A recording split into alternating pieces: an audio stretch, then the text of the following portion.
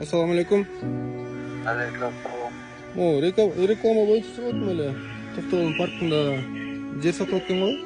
Бардығы бүгін талан тонолуп жеке менчикке өтүп кетти. Мына буну бүгүнкү күндө баасы мына азыр телефон менен байланыштык 1,5 миллион сомго бааланып атат.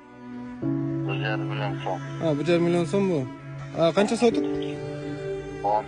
Жооп берип коюңуз. Кайсы негизде алгансыз? Эң биринчи документтер сизге таандык экен да. Стадионго келгенде Камчы Кыдыршаевичке бир адам даап айта албай койду. Бул райондун башчысы, бул шаардын башчысы бир сөз айта албай койду. Стратегиясы жок, көз карашы, дүйнө таанысы жок. Капа болбосун мага. Кетиш керек ал инсандар. Ушул жетекчилер турганда эч нерсе өзгөрбөйт. Креативдүү, эч кимден коркпогон, көз карандысыз, акча таратпаган, коррупцияга аралашпаган инсандарды алып келгиле.